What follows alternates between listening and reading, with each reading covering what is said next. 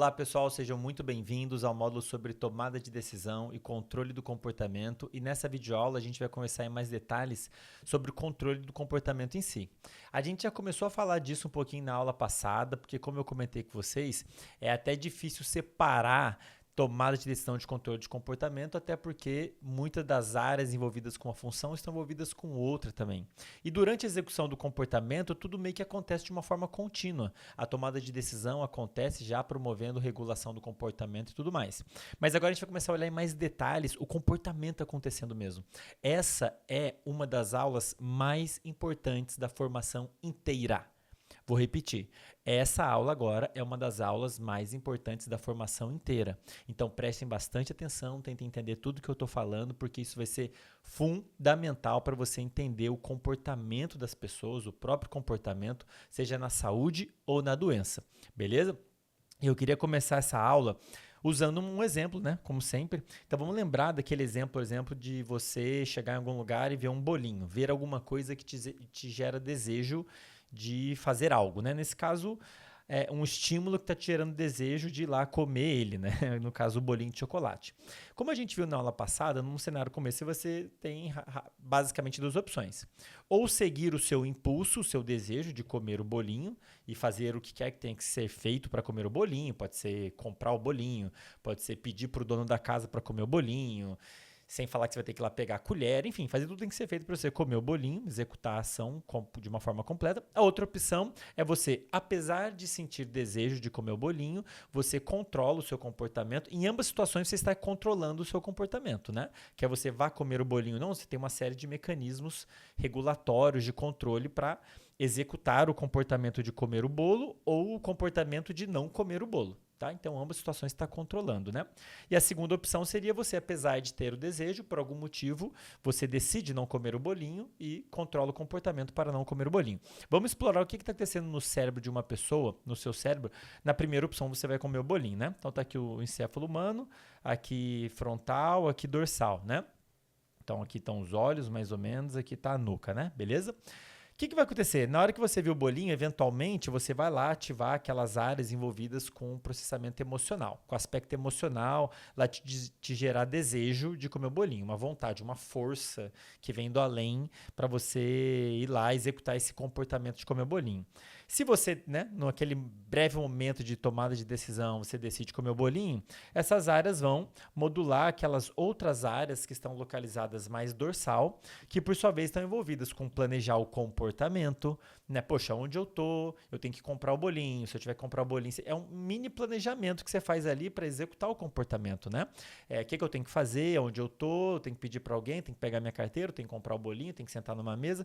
Essas áreas vão estar envolvidas nesse planejamento. Lembra que essas são aquelas áreas mais envolvidas com aspecto racional, controle cognitivo, controle da atenção, memória de trabalho, que é você guardar por um breve período de tempo alguma informação específica para você concluir a tarefa. Então, nesse caso, você tem que lembrar onde você está, o que você acabou de fazer, para você fazer a sequência do comportamento, né? De tirar a carteira, ir lá no caixa e vai pagar, isso tudo tendo em mente o seu objetivo de comer o bolinho, né? Então, você vai modular lá os setores envolvidos com planejamento racional, do planejamento do comportamento como um todo, né? Qual estratégia você vai usar, aonde você está, quais são as regras ali, né? Você está na casa de alguém, então a regra social diz que você tem que ir lá pedir para a pessoa, né? Então você vai fazer todo esse planejamento levando em consideração o contexto, as regras e tudo mais, né? Vai controlar a sua atenção de acordo, né? Vai ter o controle cognitivo, né? O controle dos próprios pensamentos, você vai lembrar onde é que está a sua carteira, se você tem dinheiro ou não, você controla os próprios pensamentos, controla a sua atenção, né? Você vai olhar para a sua carteira, vai olhar para o caixa, vai olhar para não sei o quê, vai fazer todo aquele controle cognitivo, atencional e de memória necessário para você planejar e executar o comportamento, né? Então, lembrando daquelas áreas mais envolvidas com o aspecto racional e cognitivo. Modulou elas. Isso inclui aquele setor envolvido com o controle dos movimentos oculares, o campo ocular frontal. No inglês é Frontal Eye Field, FEF, né? Envolvido em controlar o movimento dos olhos, que é um aspecto fundamental da atenção, né? muito do nosso componente atencional envolve movimentar os olhos, porque os estímulos visuais são especialmente relevantes para nós primatas. A visão é importante para nós. Para o ratinho e para o gato é o cheiro, o bigodinho. Para nós a visão é importante, então o nosso controle atencional está muito relacionado a controlar o movimento dos olhos, né? Então isso aqui inclui também movimentar os olhos, já necessários ali para você executar a ação. E finalmente, esses setores vão modular setores envolvidos com planejamento da ação. Lembra que a gente falou lá do córtex pré-motor? Vai planejar a ação em si, né? A execução da ação de acordo com o momento ali, onde é que está seu braço, onde é que está sua carteira, onde é que está sua perna, onde é que está o bolinho em relação ao seu corpo, qual que é o melhor conjunto de movimentos para você executar para ir completando a ação como um todo. Então tem todo um planejamento motor aqui, super complexo também, e no final das contas você modula, né, seria a via final disso tudo, as áreas motoras, especialmente o córtex motor primário, que por sua vez vai promover a execução do movimento em si. Está mais relacionado à execução em si. Beleza? Agora, claro que isso tudo, especialmente o planejamento motor, está sendo guiado por informações sensoriais. Reparem, pessoal, que a todo momento você está se comportando. Mesmo que você fique parado, isso é um comportamento. Você está a todo momento se comportando, esse fluxo de atividade está acontecendo a todo momento, né? Então você tem tomadas de decisão acontecendo a todo momento, assim como regulação do seu comportamento acontecendo a todo momento. Só que isso tudo está sendo guiado pelas informações sensoriais. Toda vez que você faz alguma coisa, que você mexe o corpo, o conjunto de informações sensoriais em você muda. Então, se eu viro minha cabeça para lá, o conjunto de informações sensoriais que está chegando lá no meu cérebro muda, né? A visão mudou, as informações vindo do pescoço mudaram. Então, a todo momento, você tem conjunto de informações sensoriais vindo do lado de fora e do lado de dentro, chegando lá e modulando essas áreas, né? Então, elas estão... É uma forma até que elas têm desse sistema todo ver se o plano está saindo como o planejado, né? Então, você tem lá o planejamento motor a todo momento ali recebendo inputs sensoriais, né? Que é importante para ver se o negócio está indo onde que o cérebro estava achando que ia, né? Se o comportamento está acontecendo da forma como foi planejado, né? De um modo geral. Então, a gente tem informações sensoriais chegando aqui nesses setores envolvidos com planejamento motor, mas também naqueles setores de alta ordem do córtex pré-frontal. Então, as áreas envolvidas com planejamento do comportamento, cognição, também estão cientes do que está acontecendo aqui do lado de fora. As áreas envolvidas com o aspecto emocional, de desejo, estão recebendo informações internas o tempo todo, né? Lembrando, por exemplo, daquela área, o córtex orbitofrontal, que está computando o valor do mundo à sua volta. Ele faz isso o tempo todo, continuamente. Ele está atualizando o valor dos possíveis comportamentos que você pode executar a todo momento, o tempo todo, beleza? Então, isso aqui é um fluxo, pessoal, que está acontecendo o tempo todo, né? Eu estou quebrando aqui em segmentos para ser didático, mas imagine que o comportamento está rolando a todo momento, né? Então, você tem lá emoção, cognição, movimento sensorial, isso tudo acontecendo a todo momento, né? Agora, vamos imaginar, pessoal, o que aconteceria se você... O segundo caminho, você viu o bolinho, sentiu vontade, mas decidiu não comer o bolinho por algum motivo. Então, você tem algum motivo para não comer o bolinho, beleza? Um motivo que você computa racionalmente. Então, você viu o bolinho, o seu cérebro conhece o bolinho, ele sabe que aquele bolinho gera prazer, ele sabe que tem um valor nutricional grande, tem muito açúcar, né? Muito carboidrato, o que para sobrevivência é bom, o seu corpo entende aquilo como sendo algo bom do ponto de vista de sobrevivência, é natural que gere algum desejo, né? Então gerou desejo, só que você felizmente, né, por conta do contexto que você conseguiu racionalizar isso. Então, naquele momento, você sentiu o desejo, pensou, poxa, eu acho que eu vou comer esse bolinho. Só que logo em seguida, você pensou, você deliberou, você ligou lá o sistema mais racional, né, que permite você ter controle cognitivo dos seus pensamentos. Aí você pensou, lembrou que você está de dieta, digamos. Ah, não, poxa, eu estou de dieta, melhor não, isso aqui não é legal, eu vou me sentir mal depois. Ou senão, isso aí, eu estou numa loja, o bolinho é muito caro. Ou senão, você tem algum motivo, né? Então, você tem algum motivo, eu estou na casa dos outros, melhor não. Então, por algum motivo, você decidiu executar outro comportamento, que é não comer o bolinho e ir fazer algum outro comportamento. Então, nesse momento, você vai ligar também essas áreas aqui de uma outra maneira, né? E lembrando só que essas manchas que eu estou mostrando é uma estimativa, tá? São várias áreas aqui na porção mais dorsal, não é só bem aqui onde eu estou mostrando, não. Então, você vai ligar áreas aqui que vão computar, ó, não, melhor não sei o quê. E aí, você não vai executar o comportamento de comer o bolinho. Em vez de você mexer o corpo para ir lá comer o bolinho, ou você vai mexer o corpo para fazer outra coisa, ou você vai ficar parado e não vai executar o movimento em si, né? E além disso, esse processamento mais racional pode também, como a gente viu na aula passada, modular os setores envolvidos com a emoção, fazendo com que ocorra, dependendo do que aconteceu aqui, dependendo do racional que você construiu, fazendo com que o desejo reduza, não necessariamente eliminar totalmente o desejo. Talvez sim, dependendo do que aconteceu aqui, você pode eliminar o desejo, mas você pode também só reduzir o desejo. Bom, a vontade de comer o bolinho diminui por conta desse processamento de alta ordem mais racional que aconteceu aqui.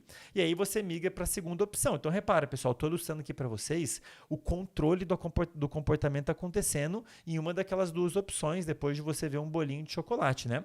Agora, um outro ponto que também é importante que vocês entendam é que eu tô colocando o comportamento começando aqui, para ser didático, né? Você fala, senti vontade, controlei a cognição para executar o comportamento, executei o comportamento. É uma forma didática de ver isso. Mas no final das contas, isso aqui está acontecendo de uma forma muito fluídica, né? Você pode, por exemplo, ter o comportamento, entre aspas, acontecendo aqui a partir desse processamento mais cognitivo. Então, por exemplo, como eu dei um exemplo lá atrás, digamos que naturalmente o comportamento C tem valor, certo? Ou seja, ele gera vontade. E aí você está lá em algum lugar, num lugar específico, você começou a viajar, começou a pensar alguma coisa específica, começou a racionalizar algo e chegou à conclusão de que o comportamento A leva ao B, que leva ao C. Por algum motivo, você estava ali pensando, controlando seus pensamentos, sua atenção, e alguma coisa te lembrou ou você chegou à conclusão de que A leva a C. Então, você pode, por exemplo, decidir por executar o comportamento A, que agora tem valor também, né?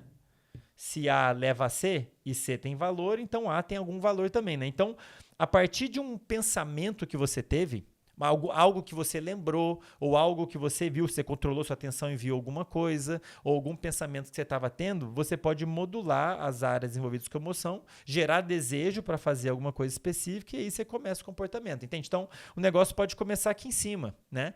Por exemplo, na história do bolinho.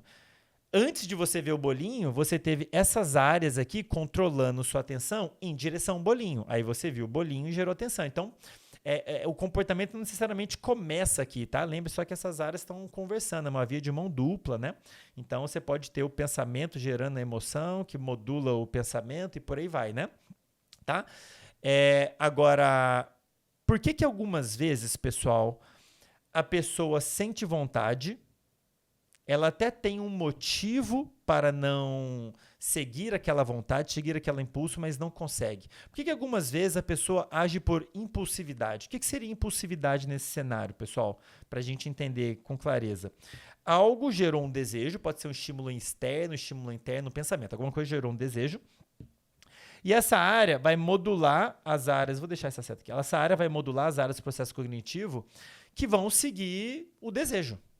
Como foi o caso do bolinho. Senti vontade de comer o bolinho, controlei lá minha atenção, minha cognição, minha memória para ir planejar o comportamento de comer o bolinho e no final das contas eu fui lá e executei a ação de comer o bolinho. Tá? Por que algumas vezes esse setor pode não atuar no sentido de inibir o comportamento? Por vários motivos. Um deles pode ser que não tenha havido tempo de deliberar sobre o comportamento. A pessoa sente vontade. Lembra que a gente falou que aqueles setores mais racionais, eles são mais demorados, né? Porque envolve um processamento em série. Você coloca o foco atencional em lugares específicos, em pensamentos específicos, numa ordem específica, para construir um raciocínio. Leva mais tempo isso, né? Então, pode ser que não tenha havido tempo. Talvez a pessoa tenha que decidir na hora. Ela não tem opção, mesmo que ela quisesse, de pensar no assunto, de pegar mais informações, de tentar lembrar como que ela lidou com uma situação parecida em outro momento, não dá tempo. A única coisa que restou para o cérebro dela é tomar a decisão com base no que estava sentindo ali e vamos embora, né? Então a pessoa pode acabar sendo impulsiva, né? Passando direto aqui assim, né? Vai modular essas áreas para controlar, planejar, controlar a atenção e cognição, mas elas não vão ser ativadas para deliberar sobre aquilo, para tomar uma decisão de uma forma deliberada. Pode ser, então, que não tenha havido tempo para você ligar a deliberação, pode ser que não haja motivo.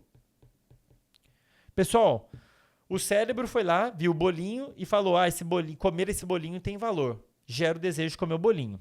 Se não houver um motivo para não comer o bolinho, o cérebro não vai inibir esse comportamento. Qual pode ser o motivo? Estou na casa de outra pessoa. Estou de dieta, estou sem dinheiro, qualquer motivo que seja para impedir, que sinalize que comer o bolinho não é uma boa ideia.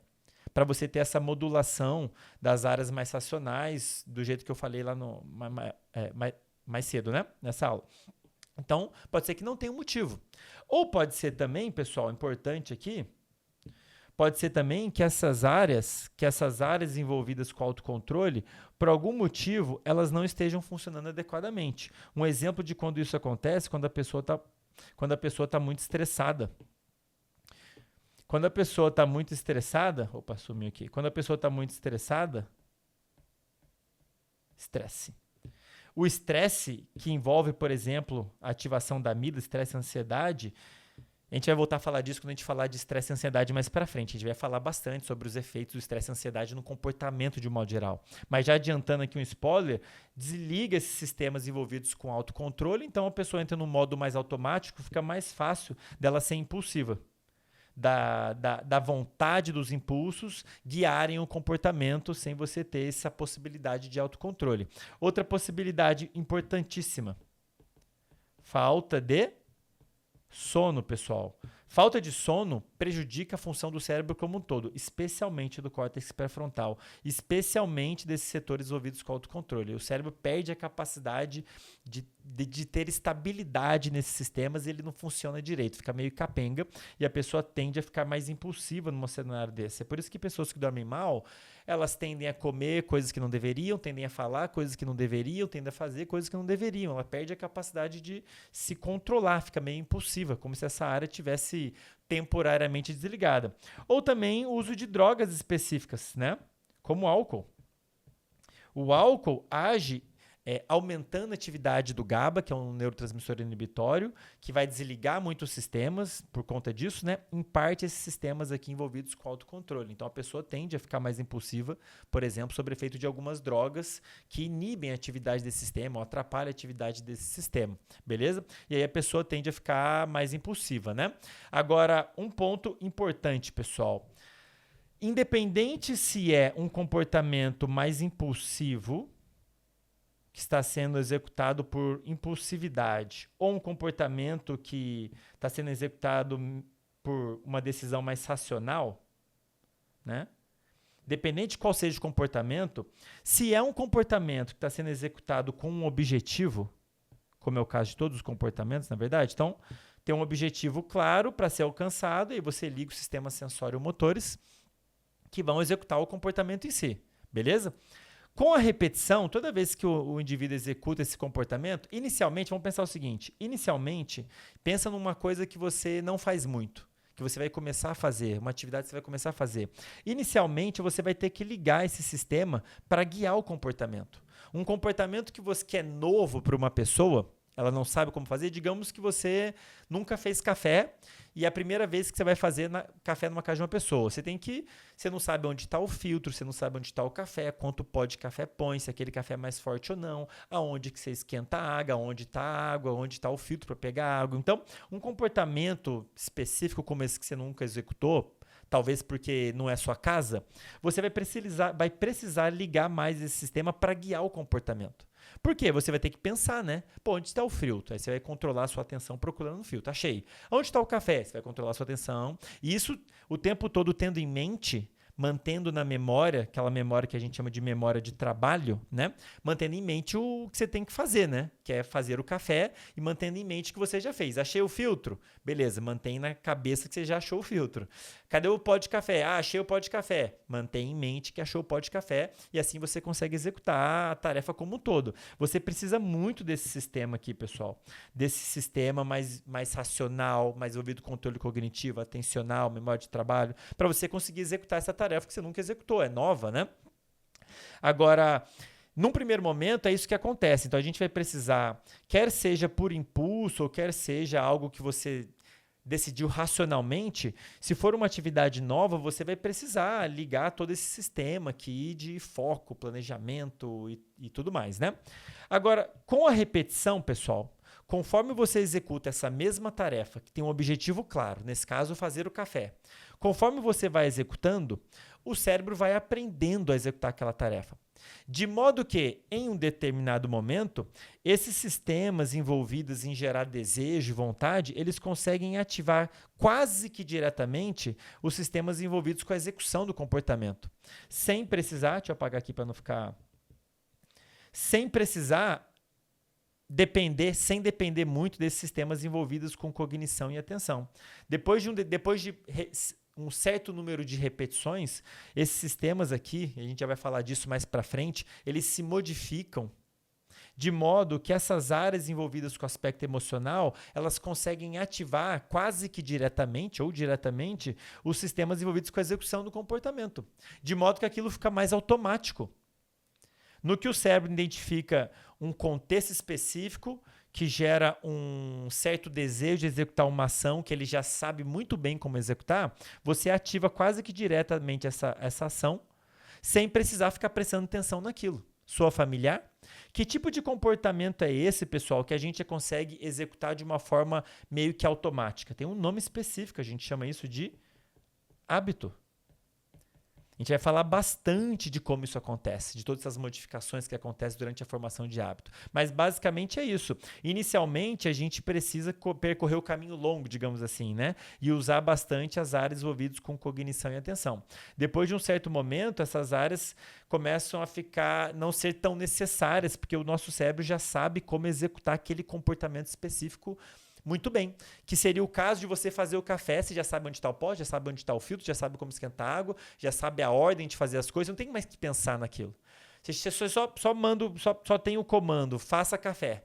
E aí você liga todo o circuito envolvido com a execução de fazer o café, com a resposta sensório-motora de executar o café. Você vai lá e você fica pensando em outra coisa. Essa região, ela fica mais livre para você pensar em outra coisa, para você lembrar do que você está fazendo, pensar no seu trabalho, e enquanto isso, seu cérebro está ali no modo automático, executando o comportamento de fazer o café nesse caso, né? A gente vai falar bastante sobre isso, né, na próxima aula e lá no módulo, a partir nos 2 próximos módulos a gente vai falar bastante sobre isso, vocês vão entender a fundo o que é a formação de hábitos. E reparem, de novo, que esses setores eles estão sendo guiados por estímulos sensoriais. Então, na hora que o seu cérebro automatizou um comportamento e fez dele um hábito, o que está acontecendo? Um contexto sensorial específico, ou seja, você está num lugar específico que tem ali um gatilho específico, né? Vamos botar aqui. Tem um gatilho ali específico. Esse gatilho que está nesse contexto já pode ser o suficiente para ligar um hábito específico. Então, você tem ali no contexto algo que te gera vontade de fazer alguma coisa, porque seu cérebro conhece o valor daquilo, e essa vontade já liga quase que diretamente os sistemas envolvidos aqui com a execução do comportamento em si. De novo, deixa livre aqui o seu sistema envolvido com o aspecto racional. É por isso que é mais difícil você controlar um hábito, porque ele já está mais automatizado. Esses sistemas envolvidos com emoção e desejo, eles já ligam quase que diretamente os sistemas envolvidos com controle motor, e aí é um pouquinho mais difícil desse sistema aqui entrar em ação e inibir o que está acontecendo, né? Inibir um hábito que já está ali muito enraizado, né? Mas, de novo, pessoal, vamos voltar a falar mais sobre isso, mais detalhes mais para frente, beleza? Que eu queria só já aproveitar e dar um spoiler para vocês de como isso está acontecendo aqui nesse modelinho que eu estou mostrando aqui para vocês. Então, repara, pessoal, e agora eu vou falar um dos pontos mais importantes dessa aula, que por sua vez é uma das aulas mais importantes da formação. Prestem bastante atenção. Repara que o comportamento a gente pode dividir aqui didaticamente como ele tendo uns 3 componentes básicos. Todo comportamento tem um componente emocional, que nesse caso envolve você sentir desejo de fazer alguma coisa, ter um impulso de fazer algo. Tem um componente cognitivo, que está relacionado a você controlar a atenção, seus pensamentos, antes, durante e depois do comportamento, né? E tem um componente sensório-motor, que é a execução da ação mesmo. Você interagir com o mundo, você falar, você não fazer alguma coisa. Então, existe um componente. São 3 grandes componentes do comportamento que estão funcionando em conjunto o tempo todo, que compõem o comportamento como um todo. Mas aí vem um ponto muito importante, pessoal. Repara que, do ponto de vista funcional, esses 3 grandes setores são muito diferentes, né? Esse setor está envolvido com um aspecto de processamento emocional, esse setor está envolvido com um aspecto super diferente. Inclusive, as propriedades de funcionamento são muito diferentes, envolvidos com controle de cognição, de atenção, e esses setores envolvidos com um componente muito diferente. Eles todos juntos compõem o que a gente chama de comportamento, né? Mas se a gente olhar isoladamente, eles têm funções muito distintas. E aí vem um ponto muito importante, pessoal. Algo que é, curiosamente, um dos aspectos mais importantes do comportamento, mas, curiosamente, é muito mal explicado nos livros, textos de neurociência. É inacreditavelmente mal explicado. A função que cada um desses setores executa passa por um filtro. Existe um conjunto de núcleos aí, localizados aqui no interior do encéfalo, que em conjunto a gente chama de núcleos da base, que vocês já devem ter ouvido falar, que no livro texto é super maçante, mas como vocês vão ver, é uma das partes mais importantes e fascinantes para quem quer entender comportamento, para quem quer entender autocontrole, para quem quer entender impulsividade, para quem quer entender formação de hábitos, vícios, problemas que a gente observa, como, por exemplo, ruminação na depressão. Para quem quer entender isso tudo, precisa entender bem como é que esse filtro, que eu chamo de filtro do comportamento, está funcionando nesse contexto todo aqui, tá? O que seria esse filtro de comportamento, pessoal? Qual que é a ideia? A ideia é que esse filtro está filtrando o que cada um desses setores está fazendo. Filtrando no sentido de determinar se o que aquele setor está fazendo é adequado ou não para um contexto específico. Ele está filtrando, ou seja, é um filtro que deixa passar algo e não deixa passar outras coisas. E ele está filtrando o que esse camaradinha está fazendo, está filtrando o que ele está fazendo, de acordo com o contexto em que a pessoa está naquele momento, contexto sensorial, contexto de um modo geral, aonde a pessoa está, quem está ali com ela, o que ela está vendo, o que ela está sentindo, o contexto interno, se ela está com fome ou não, o que ela está sentindo, com as suas emoções. Então, contexto de um modo geral. Dependendo do contexto, esse filtro vai filtrar a atividade de todos esses setores. O que isso quer dizer? Vai fazer, em um contexto específico, esse filtro vai fazer certos desejos específicos serem mais prováveis de acontecer do que outros. Dependendo do contexto, esse filtro vai fazer certos processos cognitivos, controle atencional, controle de pensamento, ou seja, certos controles do foco atencional ou certos pensamentos serem mais prováveis de acontecer do que outros. Ele está filtrando o que está acontecendo aqui. O mesmo vale para o componente sensório-motor. Esse filtro, dependendo do contexto, naquele momento, vai determinar que certos comportamentos motores sejam mais prováveis de acontecer do que outros comportamentos. Ou seja, é um filtro, é um verdadeiro filtro de comportamento que vai determinar o seguinte, no final das contas, né? Que em um contexto específico, certos comportamentos vão ser mais prováveis de acontecer, que eu estou ilustrando aqui por uma setinha grossa, do que outros comportamentos, que eu vou ilustrar com setinha. Então, é um filtro. Certos comportamentos, no final das contas, vão ser mais prováveis de acontecer. Eles estão passando por aquele filtro mais fácil do que outros comportamentos em um contexto específico. Isso vale para o aspecto emocional de desejo também, o aspecto cognitivo, sensório-motor, que em conjunto compõem o comportamento como um todo. Como que isso acontece, pessoal? Pense o seguinte, para ser mais didático ainda, tá? Porque isso aqui realmente é muito importante. Pense o seguinte, pensem que esses setores aqui que estão processando essas informações, eles são como se fossem gerentes, tá? Gerentes. Cada gerente cuida do seu, cada macaco no seu galho. Cada gerente cuida do seu aspecto. Então, tem uns gerentes envolvidos ali no aspecto emocional, gerar desejo, o que tem valor, vendo o que tem valor, o que não tem. E eles estão ali determinando, por exemplo, quais comportamentos têm mais valor do que outros. Esse aqui tem valor, esse aqui não tem, né? De acordo com a situação. Você tem outros gerentes cuidando de outra coisa, cuidando de onde põe o foco, onde não põe o foco, quais pensamentos vão acontecer, quais não vão acontecer, construindo um raciocínio, resgatando informações, coletando informações. Então, outros gerentes. E tem esses outros gerentes cuidando do agora. A gente cuida de movimentar o corpo de acordo com os comandos, né? Então, cada gerente faz o seu papel aí. O filtro, por outro lado, então eles têm funções muito distintas. O filtro, por outro lado, eles vão funcionar como se fossem os burocratas. Opa, deixa eu escrever com outra cor aqui. Pensem neles como se fossem burocratas do bem.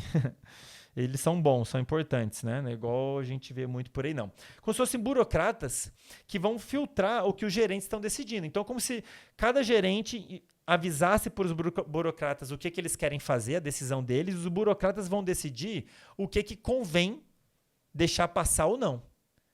Eles vão filtrar, como se fosse uma banca de seleção, eles vão filtrar o que faz sentido acontecer ou não naquele contexto específico para cada um deles. E o curioso, pessoal, como a gente vai ver melhor na próxima aula, é que os núcleos, os neurônios envolvidos com esse filtro, eles estão funcionando de uma forma muito parecida para cada um desses setores. É como se eles estivessem fazendo o mesmo processamento, a mesma filtragem para todos esses setores, apesar de cada um desses setores ter uma função totalmente distinta.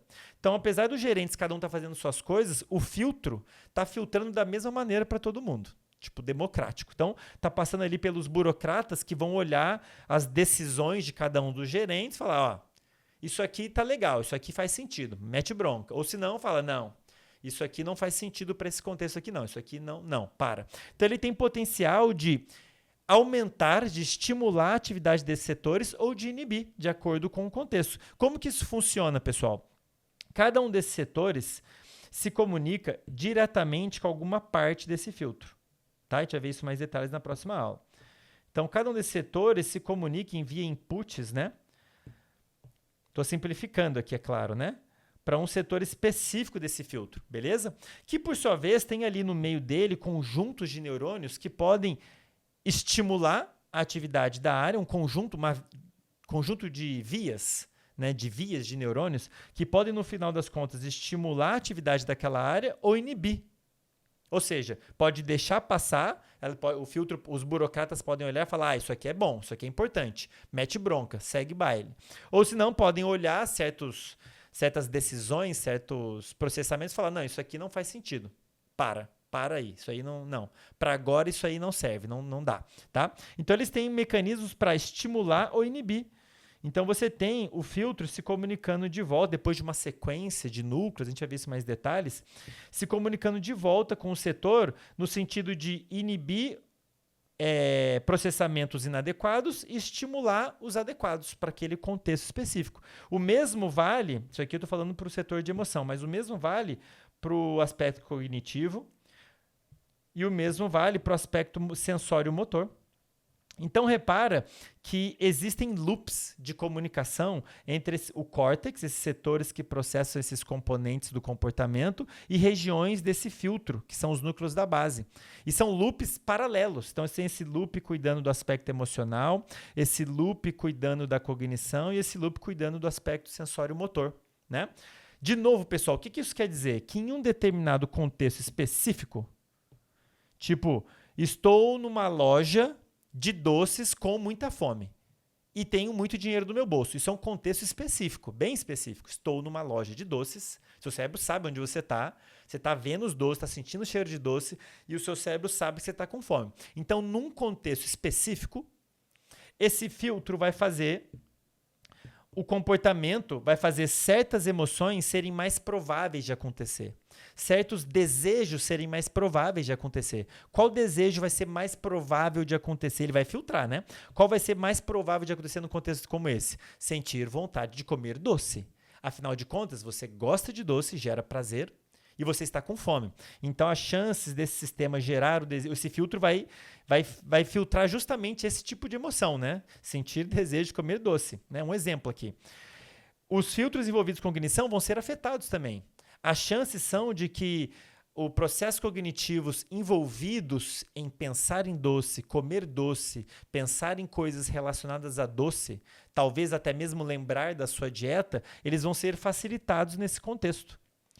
E o comportamento, no final das contas, de ir lá comer o doce num cenário como esse, gosto muito de doce, estou numa loja de doce, estou com muita fome, estou com muito dinheiro, num cenário como esse, as chances, o comportamento de motor de ir lá comprar o doce, ir lá pegar a carteira, mexer a mão, tirar o dinheiro, falar com a pessoa, eu quero aquele doce, vai ser mais provável de acontecer. Então, isso aqui, pessoal, é um dos aspectos mais importantes do comportamento e surpreendentemente mal explicado nos livros textos. Então, e aí vem um ponto, pessoal, porque a interação entre esses setores pode acontecer diretamente, né? Eles se comunicam uns com os outros diretamente, beleza?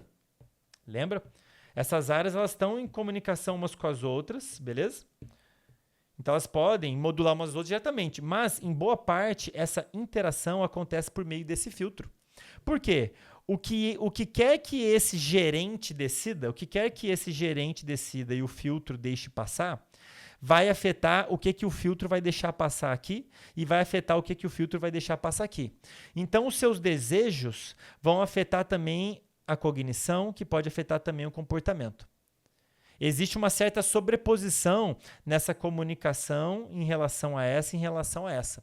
A gente tem esses loops paralelos, né? A gente vai voltar a falar disso na próxima aula, tá? São loops, né? O gerente avisa para o filtro o que ele quer fazer e o filtro dá um feedback se é uma boa ideia ou não.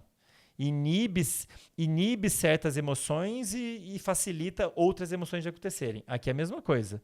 As áreas envolvidas com cognição racional e tudo mais, atenção, avisam o que estão fazendo e o filtro avisa de volta se o que é para inibir, o que é para acontecer, estimula. O mesmo vale para o controle motor.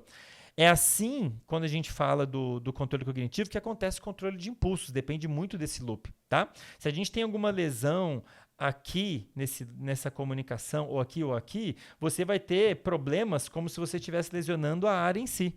Então, essa comunicação é fundamental, tá? Essa interação entre essas áreas e esse filtro é fundamental, tá? A gente vai voltar a falar disso um pouquinho mais para frente.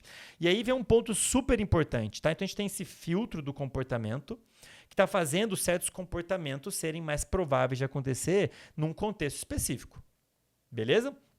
Agora, um ponto fundamental aqui para quem quer entender mais a fundo como é que uma pessoa pode desenvolver a capacidade de autocontrole, como é que a pessoa pode desenvolver a capacidade de controle atencional, como é que a pessoa pode, como é que acontece a formação de hábitos, tudo isso.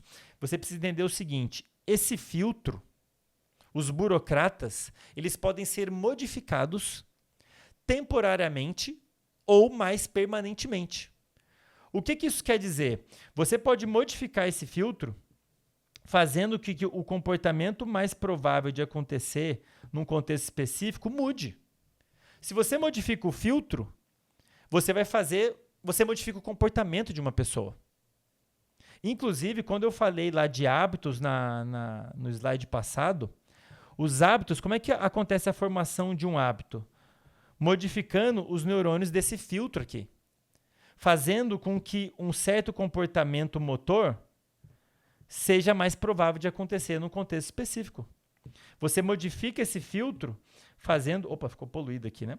Você modifica esse filtro de modo que um comportamento motor seja muito fácil, muito provável de acontecer em um contexto específico. Isso é um hábito, é um comportamento automatizado. Ele está tão fácil de acontecer que ele acontece de forma automática sem você precisar pensar naquilo. Essa automatização do comportamento envolve você modificar esse filtro aqui, que vai fazer um comportamento motor ser mais provável de acontecer. É assim que se formam hábitos, é assim que uma pessoa fica viciada. O vício envolve modificações nesse filtro, fazendo um comportamento ser muito provável de acontecer em um contexto específico. O que seria isso no contexto do vício? Uma pessoa que é viciada em cigarro, na hora que ela chega ali, na hora que ela termina o almoço, digamos que a pessoa tem hábito de fumar um cigarro depois do almoço. Na hora que chega o contexto, acabei de almoçar, o filtro vai filtrar o comportamento, como eu falei, fazendo com que seja muito provável ele sentir vontade de fumar, ele lembrar de fumar e ele executar o comportamento de fumar. Então você fez o comportamento fumar no contexto logo depois do almoço, o contexto acabei de almoçar, faz o comportamento fumar ser muito provável. Estamos entendendo, pessoal? Então, entender a fundo quem é esse filtro, como ele funciona, como ele está interagindo com esses setores, é fundamental para vocês entenderem qualquer comportamento. Impulsivo, autocontrole, hábito, vício, pensamentos repetitivos, quer que seja, envolve essa interação desses setores com esse filtro. Beleza? Por isso que a gente vai olhar mais em detalhes na próxima aula e vamos voltar a falar disso nos próximos módulos. Nos próximos 2 módulos a gente vai voltar a falar bastante disso. Beleza, pessoal? Com isso eu encerro essa aula. Espero que tenha ficado tudo claro. Provavelmente a cabeça de vocês está explodindo, tá? Fiquem calmos porque a gente vai voltar a mastigar esse assunto de novo na próxima aula e nos próximos módulos. Isso aqui vai entrar no sangue de vocês. E vocês vão sair entendendo o comportamento com uma profundidade que a grande maioria das pessoas, inclusive profissionais, não tem. Beleza, pessoal? Com isso eu encerro essa aula. Espero que tenha ficado tudo claro. No mais, como sempre, foi um prazer incomensurável e a gente se vê na próxima aula. Até lá!